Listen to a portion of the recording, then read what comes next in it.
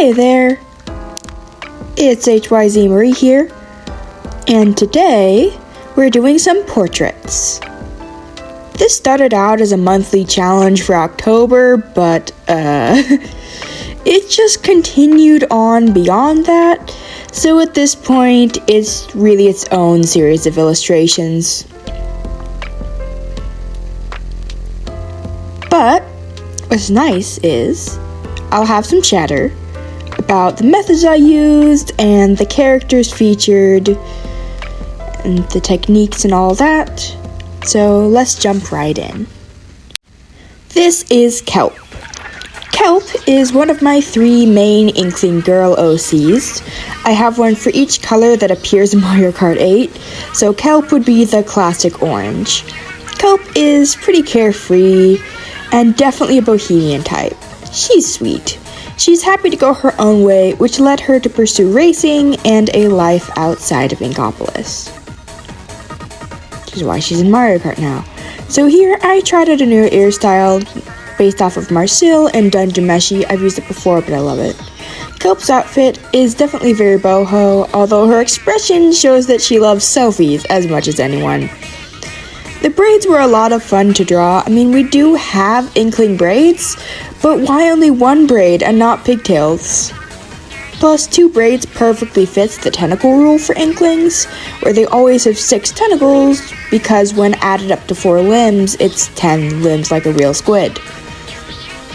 Kelp also has star-shaped pupils because I just like it. It's a cute design. The background colors were difficult, so I tabled them while working on the shading. I used the magic wand tool to select an area, like Kelp's sleeve, and then I used a soft brush to shade it and just repeat for every area, which I continue to do for all these. A bit more shade, a sparkly light effect, and here's Kelp.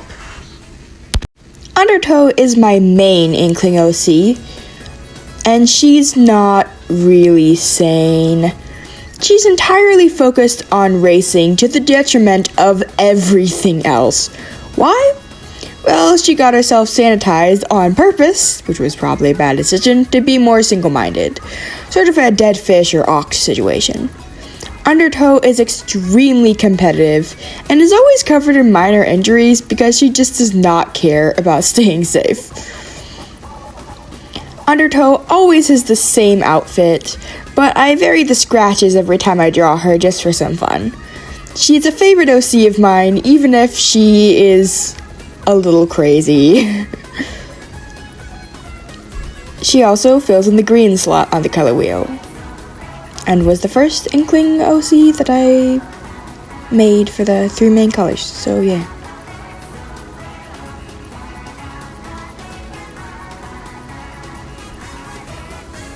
Got some smoke effects and shiny highlights. And here she is. You probably have not heard of the show that Poinciana is tied to, but don't click off, I'll explain it. The basic premise is that gargoyles are alive. They're stone by day, but by night they protect their homes from harm. Poinciana is one such gargoyle, though she's not generally a fan of humans. I've had the pose here saved for some time, but never got around to drawing Poinciana with it, even though I've had it a couple years, until now that is. I really am proud of her design, even if it's a little on the edgy side. She looks cool, sue me. She also has a fun detail about her. Instead of being just any stone by day, Poinciana turns to a statue of pure jade. And the jade that breaks away when she transformed back is highly prized, which affected how humans saw her. She dislikes humans as a result of this, so I guess you could say she's jaded. Yay, puns.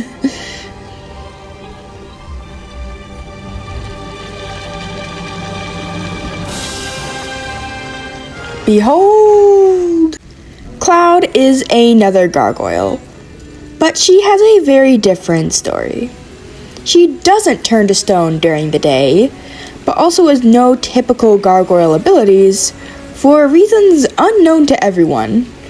Cloud was raised by humans, so she finds herself at odds with Poinciana. Cloud loves fun in the sun, especially going swimming. Her vitiligo makes her sunburn easily, but that does not stop her. With her wings and tail to help, Cloud is actually an excellent swimmer. Cloud is very happy and carefree, and she's also a lot of fun for me to draw. I colored her by selecting with the magic wand tool, which is why the screen's a bit fuzzy now. It's just a selection. For these portraits, I always start at the shading the same way. Start with a gradient over the top, then render the character themselves. The color used for shadows can really change a piece's outcome. So for this portrait, I used a blue that's saturated but not very dark. This way, the image looks vibrant and cheerful. Some bright highlights give the impression of a summer sun, and sun rays and a nice background add to the effect. Ta-da! Milo is one of my all-time favorite OCs, but I really struggled with the pose for this portrait. I got a ways with the initial pose, but did not like it at all, and switched gears a couple more times. Milo is a sweet, traumatized being, which is a character archetype I always fall for. He's supposed to take up the mantle as Hylia's chosen hero in a modern version of Hyrule. Unfortunately, he's not at all prepared for that. The lighting was an easy choice. Ominous blood moon time! I do love the contrast of a cinnamon roll with spooky lighting. I added embers and smoke to mimic the Malice and Blood Moon in the Switch Zelda titles. Isn't he a sweetie? Kat is the final Inkling Girl racer, filling in the pink slot in the roster. She was a paleontologist in Ingopolis who specifically studied mammals, which are extinct in Splatoon. That's the paleontology, right? After a bad breakup, she kept her boyfriend's hoodie and moved to an apartment near Coconut Mall, because I love Coconut Mall. I like the idea of cat ears on an Inkling, which was most of the inspiration for Kat. The rest of the inspiration was the song Hoodie by Hey Violet, or at least the Nightcore version. Kat's color scheme just sort of popped into my head. I tried moving away from it, but in the end I stuck with red, even though it makes the hoodie clash a little. Fun fact, Kat's cat is a calico, which I decided on right before a friend of mine got a calico cat. I guess life mimics art.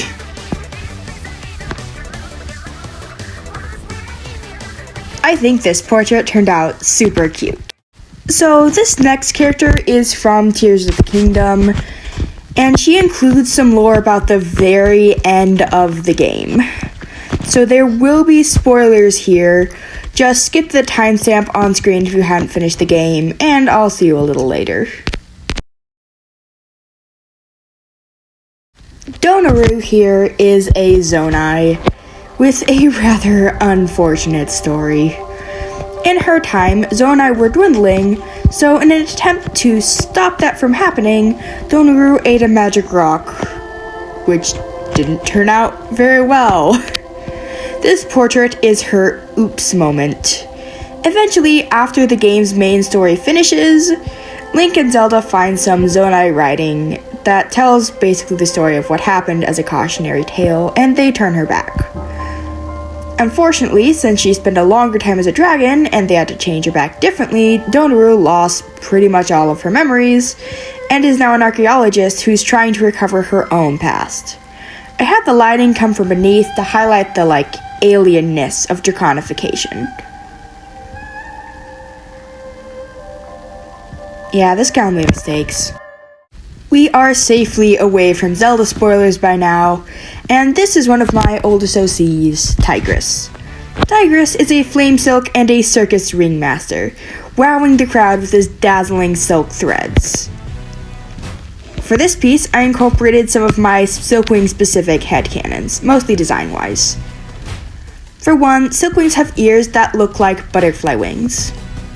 Added to that, they get fluff along their spines, on their antennae, and as fluffy little fetlocks on their front legs. I hadn't done a full piece showing all of a dragon's scales in some time, so I did that here.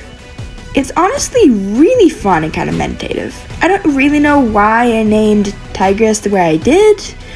I was just drawing a random silkwing one day, slapped a name on top, and he's been in OC for years now. He's an old OC I rarely use, but he's very loved nonetheless. I do think about him a bit. His personality is basically P.T. Barnum, or at least the version from The Greatest Showman. If you draw dragons, I recommend drawing scales once in a while. It takes a while, but it's very meditative and enjoyable to just get lost in the details for a bit. For this drawing, I tried to emphasize the fire aspect of Tigris' character. After all, fire scales get to look super cool, so why can't flame silks? So Tigris gets fiery colors that match both his power and his flamboyant personality. He looks rather dapper, I think. I added blue to some of his fluff like Perra's blue fire, and a spotlight, of course, because he's on stage.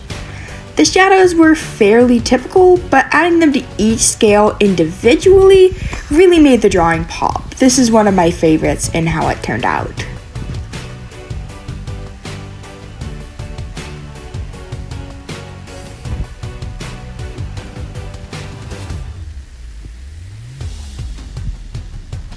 Sorry about the fuzziness, that's the magic wand tool doing its job. The real fun was the highlights. I tried to emulate Perra's look, where she's described as almost having embers under her scales. That's just such a cool concept. So I put some highlights on each scale, and it took a while, but it was so worth it in the end. This is one of my very favorite pieces from this list, and it's just so nice. Tigris has one other cool power. His flame silk is a bit unusual. Instead of a steady burning glow like normal flame silk, Tigris's sparks wildly, throwing dramatic embers everywhere. This may not be great for everyday use, but for showbiz, it absolutely rules.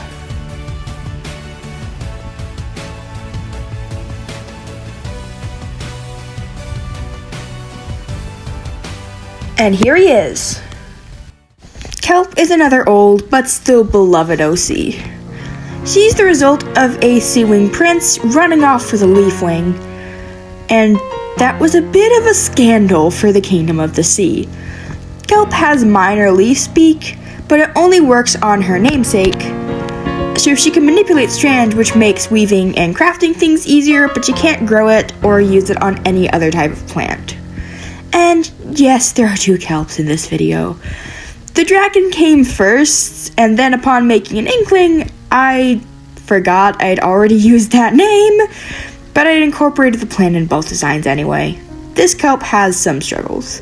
She's not in line for the throne, and the royal family views her as an embarrassment, keeping a strict leash on her. She's still held to a high standard, so she has a hard life with none of the benefits of royalty. I put some aquatic plants in the foreground with coral in the background, and I actually managed to make glow scales on a Sea Wing look correct for once. They actually look like they're glowing. Hallelujah.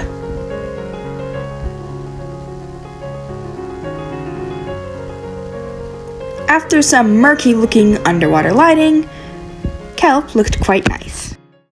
Perra is my oldest D&D character, and the one I've played for the longest.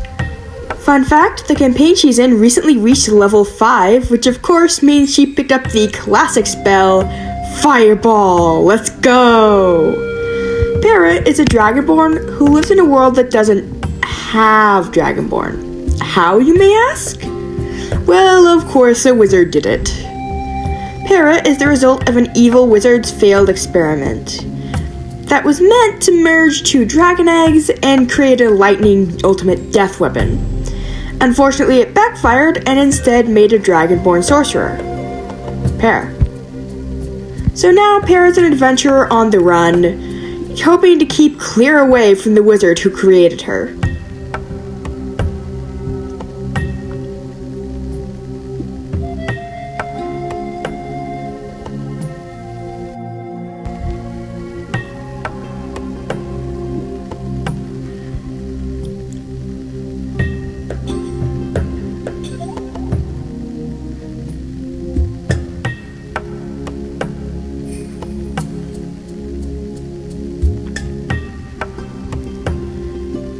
Good luck, Perra!